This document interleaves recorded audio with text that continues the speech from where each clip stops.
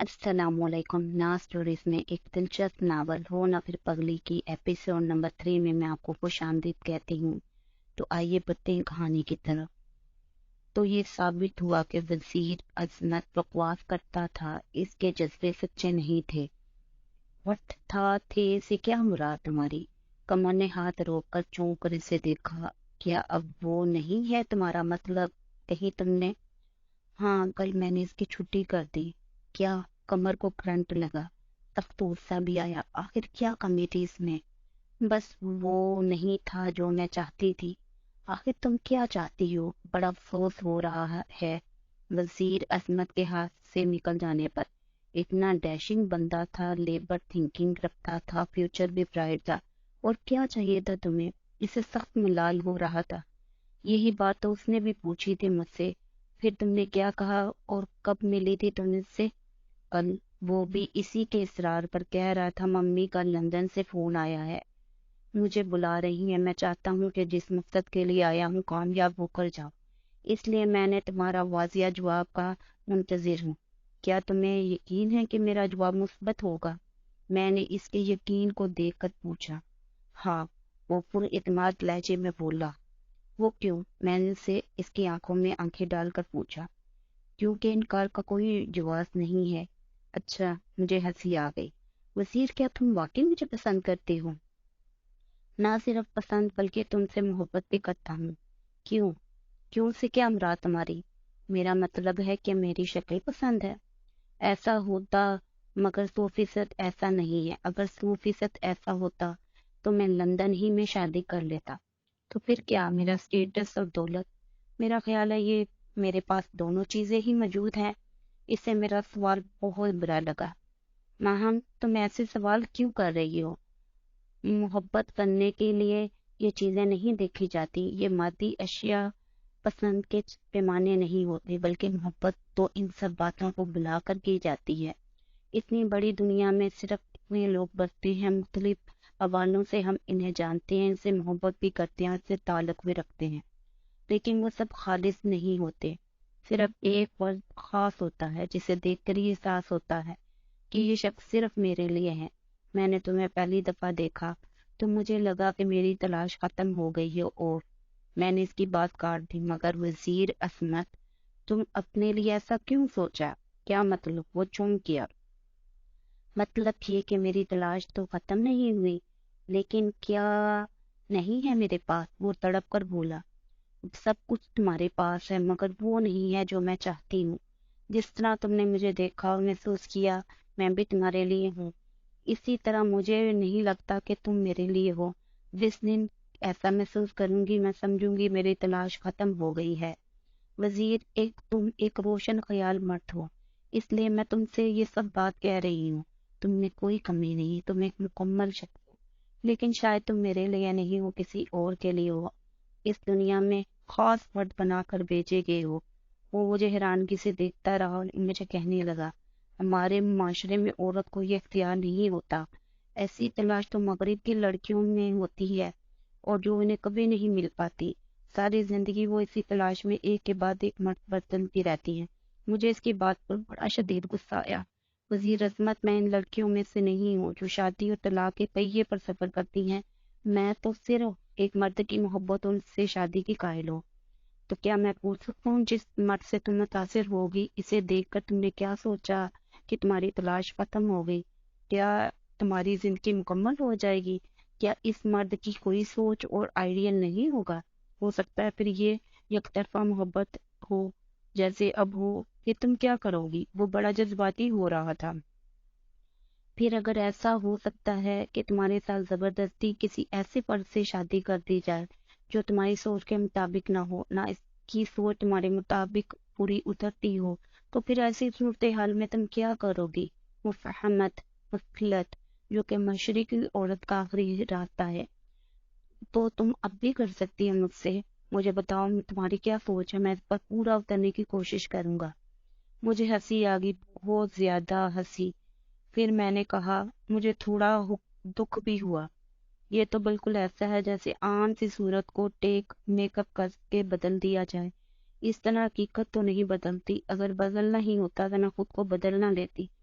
کتنی عجیب بات ہے وزیر، تم مردوں کی اتنی بڑی دنیا میں ایک بھی مرد مجھے متاثر نہ کر سکا۔ تم بہت اچھے ہو، بس ہم دوست ہیں اور کچھ نہیں۔ میں انتظار کر سکتا ہوں۔ بیکار، میں نے بہت کوشش کی وزیر عظمت کہ میں تمہیں سمجھا نہیں سکتی۔ میں نے گہرائی سے تنہائی میں کئی بار تمہارے بارے میں سوچا، مگر ہر بار مجھے ایسا لگا کہ میں تمہیں دھوکہ دے رہی ہوں۔ تم میرے لیے بے حد مخلص ہو، مگر میں اپنے آپ کو بدل نہیں سکتی۔ بہتر ہے وزیر عظمت، ہم دوستی کی راہ پر چلتے ہیں اور بس۔ وہ خاموشی سے مجھے دیکھتا رہا۔ وہ تمہارے گفٹ جو تم نے محبت سے تعلق سے دیے تھے، وہ گفٹس ہیں۔ جب ہمارے مابین دوستی کا آغاز ہو چکا ہے تو یہ گفٹ میں رکھ رہی ہوں دوستی کے رشتے سے، اور یہ کارڈ اور تحائف تم لے جانا، یہ اس لڑکی کی امانت ہے جو تمہیں چاہتی ہوگی۔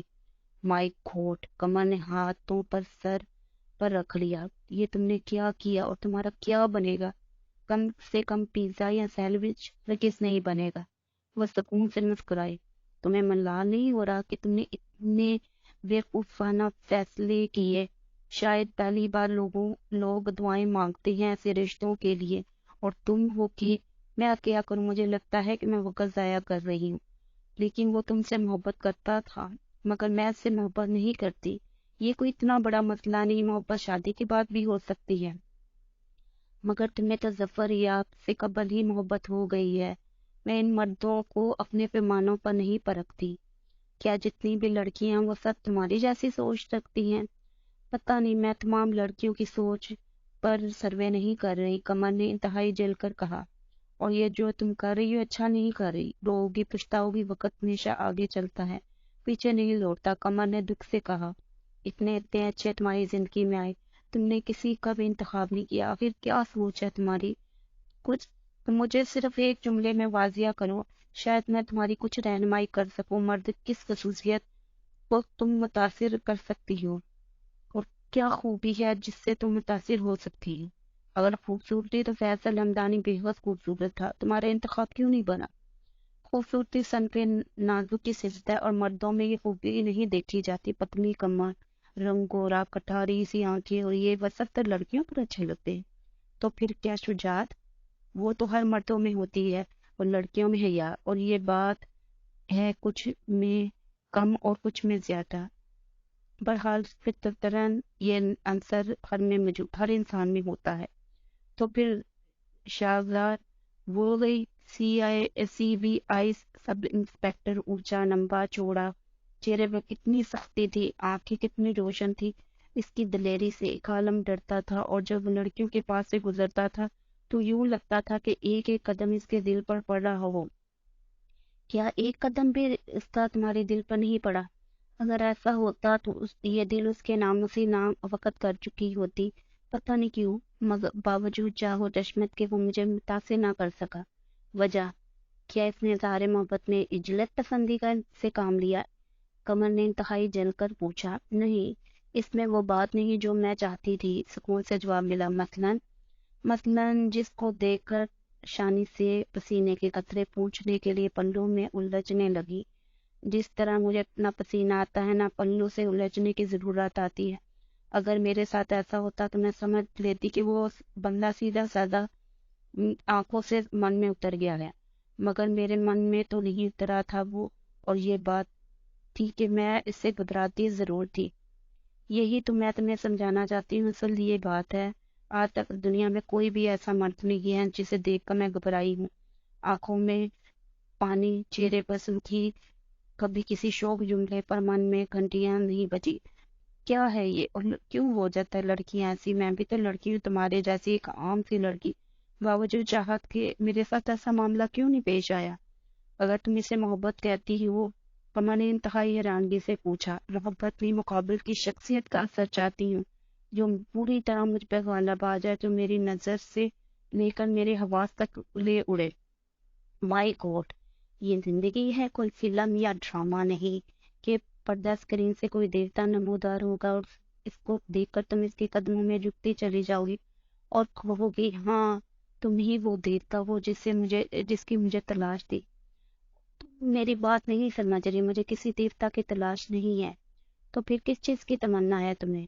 طیب فردوس سے لے کے وزیر تک تمہیں کوئی متاثر نہ کر سکا، اور اب جب تم کہتی ہو کہ وزیر اعظم دنیا کا آخری مرد نہیں تو ملال کیا جائے، بہت اچھا طریقہ ہے زندگی کو انجوائے کرنے کا۔ میں تو حیران ہوں، اتنی آزادانہ راو رسم کے رکھنے کے باوجود ابھی تک تم بچی ہوئی ہو۔ یہ فیل بیڑیوں کے بیچ میں تلاش کرنے کے مترادف ہے، اور تم ہرن ہو، شکار بھی ہو سکتی ہے۔ قمر نے اسے ڈرایا۔ وہ اطمینان سے مسکرا دی اور گلے کی زنجیر سے کھیلتے ہوئے بولی، مجھے تو لگتا ہے کہ مجھے شکار کرنے والا پیدا ہی نہیں ہوا۔ یہ سب انکل کی بے جا آزادی کا نتیجہ ہے اور کچھ نہیں۔ سارے خط دراز میں رکھ کر قمر نے زور سے دراز بند کرتے ہوئے کہا، اور اس کی طرف رخ کرتے ہوئے بولی، انکل کی اکلوتی اولاد ہونے کا فائدہ مت اٹھاؤ۔ آگ سے کھیلنے سے ہاتھ بھی جل جاتے، حاصل کچھ نہیں ہوتا۔ اب وقت گزر جانے کے بعد شاید وہ فراموش کر چکی تھی، مگر اس نے اتنا ہی سنا تھا کہ تمام لڑکیاں ایک جیسی ہوتی ہیں، پیار کی بھوکی چاہت پر مرنے والی، ذرا سی پیار سے بولو تو گلے کا ہار بن جانے والی، میٹھی نگاہوں سے دیکھو تو قربان ہو جائے۔ اسے کھیلنے کا لطف ہی کچھ اور ہوتا ہے۔ تم بھی اسی کھیل کا حصہ تھی۔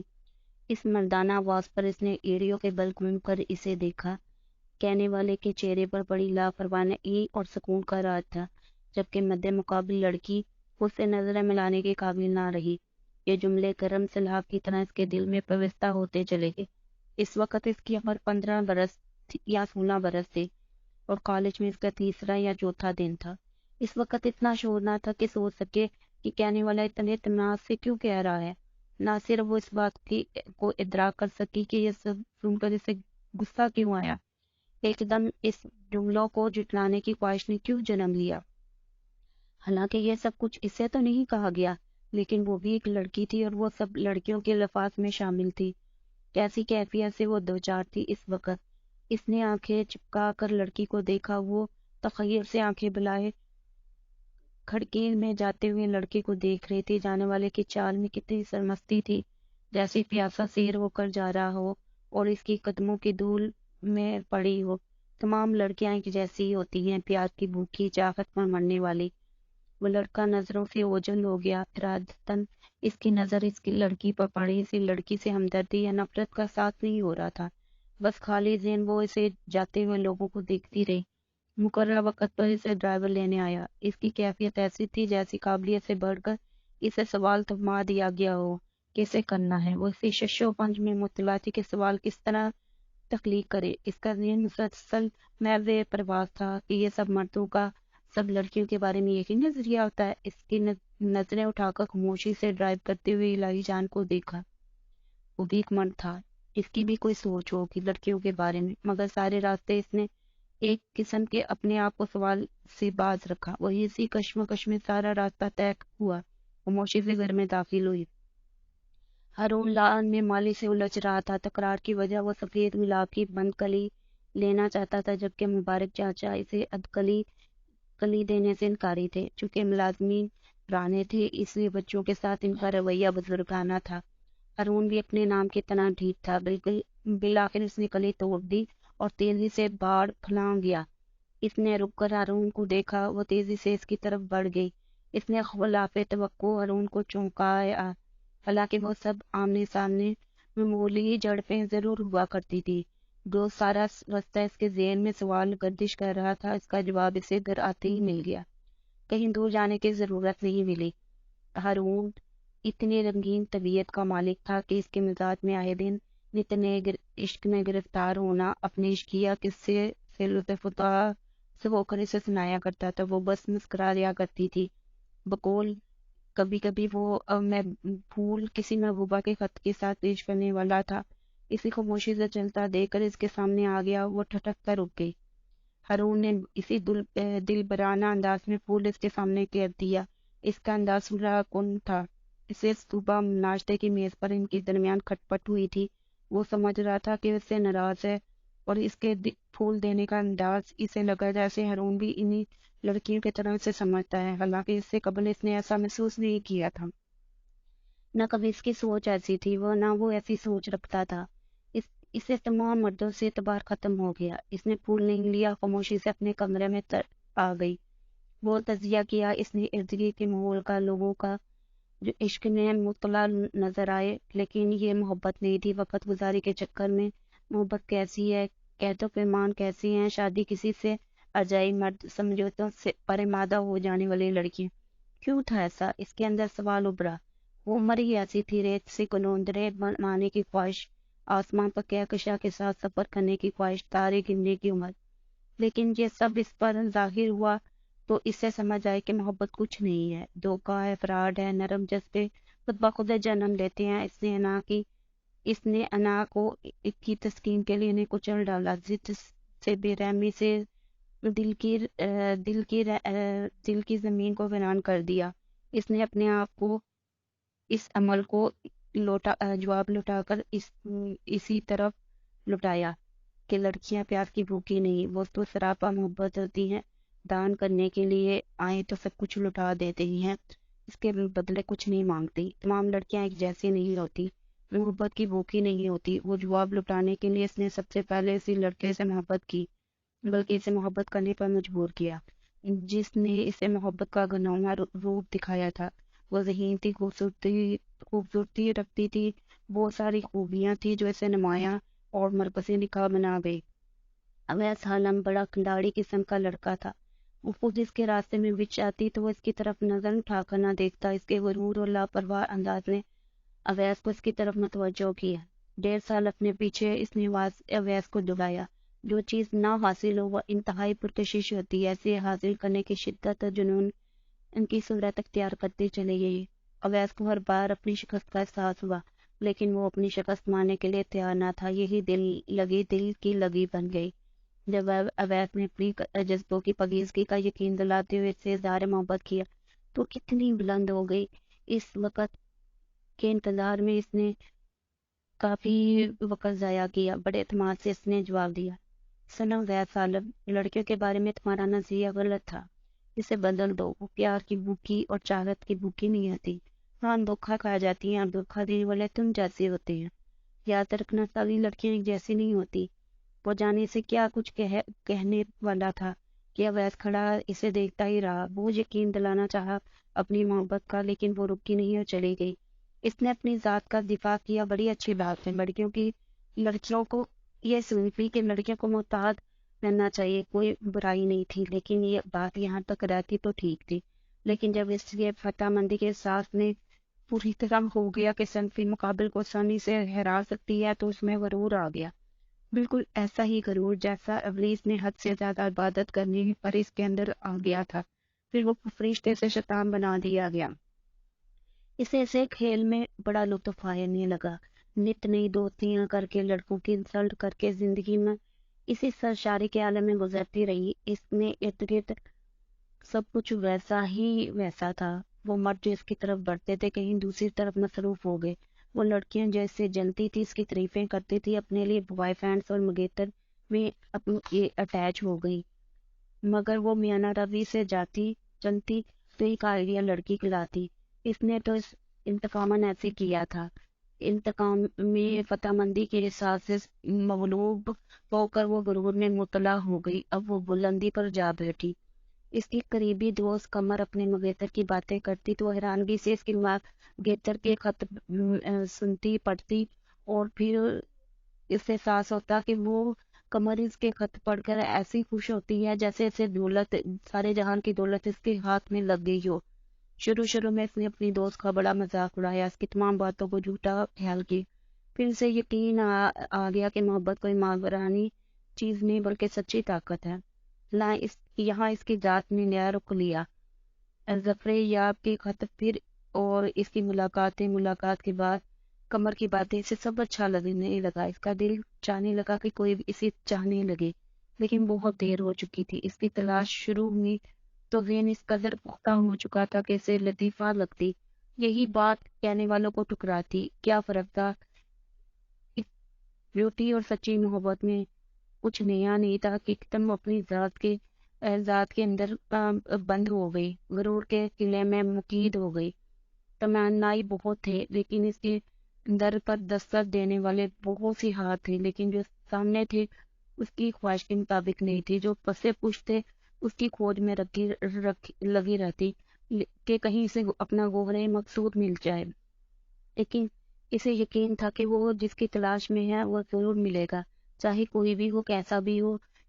اس کا دل اس کی شناختی گواہی دے گا۔ جو ہی وقت گزرتا رہا اسے لگتا رہا کہ اس کی منزل کے راستے دور ہیں۔ اسے تعجب ہونے لگا کہ اتنی بڑی دنیا اور اسے کوئی جیتنے والا ایک بھی نہیں، مگر پھر بھی یہ دنیا چھوٹی پڑ گئی۔ اسی لمحے اس کے خاندان کے کسان ختم ہوئے تو اس کی شادی کا تذکرہ شروع ہو گیا۔ ابھی تو رزلٹ میں نہیں آیا، ابھی تو ہواؤں پر رقص کر رہی تھی۔ اس کی تلاش شروع ہوئی تھی کہ پاپا نے زکریا اچکانی کے ساتھ اس کا رشتہ رکھ دیا۔ کیا وحشت وہ چکرا کر رہ گئی۔ وہ پھولوں کی کیاری لگا رہی تھی اور کہنے والا کوئی ہو کہ صرف ایک ہی کیاری لگاؤ، جیسے شلف میں کتابوں کی ترتیب دے رہی ہو اور کوئی اسے ایک کتاب تھما دے کہ یہی کتاب پڑھو۔ پاپا کے اس طرح انداز پر وہ بری طرح غصے میں آ گئی۔ انہوں نے کہا بہت اچھا رشتہ ہے، سمجھداری سے فیصلہ کرنا۔ مسل خاموشی تھی۔ 2 دن گزر گئے، بالآخر اس نے انکار کر دیا۔ پاپا نے پوچھا کوئی اور پسند ہے تو بتاؤ۔ وہ پہلو بدل کر رہ گئی اور عاجزی سے بولی پاپا یہ نہیں ہے، بات یہ نہیں ہے، وہ نہیں ہے، پھر کیا ہے؟ اس انوار کو جذباتی سوچ سے منسوب کر رہے ہو۔ بس میرا موڈ نہیں ہے۔ اس نے ٹالنا چاہا، بس اس کی بات کو مسکرا دی۔ شادی کوئی تفریح نہیں ہے جو موڈ پر ہینگ کرے۔ وہ شفیق لہجے میں سے سمجھانے لگے تو وہ اس کے دلائل کے سامنے تھک ہار کر بیٹھ گئی کہ آخر کوئی راہ نکالیں جس سے اس طرح اس کی جان چھوٹ جائے۔ آخر یہ والدین کو اتنی اولاد کی آزادی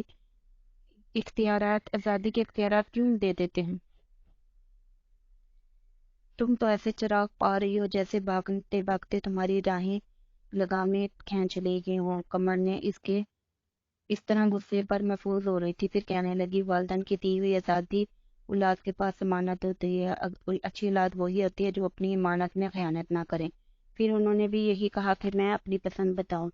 یہی تو مصیبت ہے کہ کیا بتاؤں؟ تو پھر ہتھیار ڈال دو۔ ناممکن۔ آخر برائی کیا ہے؟ مائی گاڈ، اتنا سوکھا سڑا لمبا بانس اور شکل دیکھی ہے اس کی؟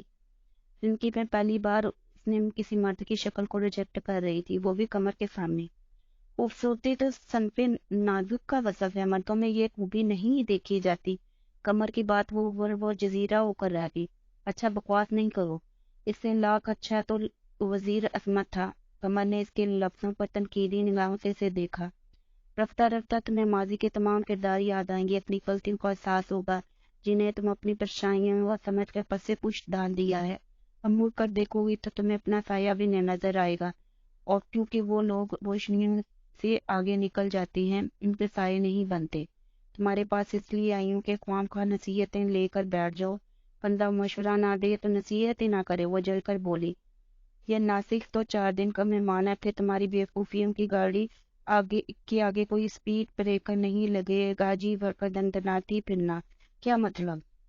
وہ خوشی سے چلائی۔ شادی کے بعد ظاہرہ برین چلے جانا ہے۔ کمر سکون سے مسکرائی۔ اتنی جلدی؟ ہاں، ظفری آئے ہیں مختصر چھٹیوں پر۔ ظفری؟ اسی لیے انداز ستانے والا تھا۔ یہ پیار کے انداز ہے مائی ڈیئر۔ کمر نے اسے چڑھایا تو پھر ضرور کمری کہتے ہوں گے۔ اس نے کیا کل گایا؟ کمر نے مارنے کے لیے کشن اٹھایا۔ اچانک ہی ظفریاب آ گئے۔ کمر کو شاپنگ کے لیے لے جانا تھا۔ کمر خفت سے سخت سرخ پڑ گئی اور چہرہ جھکا کر کی کر رہی تھی۔ بیٹھیے نا بر وقت اس نے کمر کو پیشکش کی۔ اس سے ہنسی ضبط کرنا مشکل ہو رہا تھا۔ وہ بیٹھ گئی۔ وہ بہت مصروف ہیں آپ مام؟ انہوں نے سر جھکا کر کچھ کرتے ہوئے پوچھا۔ ہاں، ذائچہ نکالیں۔ وہ بات نہیں آئی۔ کس کا؟ انہوں نے دلچسپی سے پوچھا۔ کمری اور ظفری مہینوں کے ملاپ کا۔ وہ کہہ کر تیزی سے بھاگی۔ وہ اس کی بات کا مطلب سمجھ کر دل کھول کر ہنسے جبکہ کمر گلنار ہو گئی۔ اس نے سوچا جتنی دیر فارغ رہی کہ پاپا کی توجہ کا مرکز بنے گی۔ اس نے آفس جانا شروع کر دیا۔ کام تو کچھ آتا نہیں تھا، بس یہی سوچ تھی کہ جا کر وقت ہی گزارے گی۔ ہارون آفس کا ڈسپلن تباہ ہوتے دیکھ کر اسے ڈانٹا۔ یہ جو تم کوڑا کرکٹ کھلاتی پھری ہو کون سمیٹے گا اسے؟ تمہیں کس لیے رکھا ہے؟ وہ لاپرواہی سے اسے کہتی بنتی۔ ہارون جزیرہ ہو کر رہ جاتا۔ وہ بلا کب اس کے روب میں آتی تھی ایک روز قمر نے کہا تھا اکثر لڑکیاں مردوں کے روب میں متاثر ہو جاتی ہیں مگر تمہیں ہارون متاثر نہ کر سکا. وہ ہنسی. جو روب دبانے والے مرد ہوتے ہیں نا بڑی دوگلی طبیعت کے مالک ہوتے ہیں. یعنی ان کا نقطہ نظر کچھ اور ہوتا ہے اور گھر والوں کے لیے نقطہ نظر کچھ اور. اس ہر بات پر ڈانٹ ڈپٹ کرتے رہتے ہیں اور مجھے آزاد خیال مرد پسند ہے. ہارون جیسا نہیں. ہارون اس کا کزن تھا. کہانی کا پارٹ نمبر 4 سننے کے لیے میرے چینل کو لائک کریں، شیئر کریں، سبسکرائب کریں. شکریہ.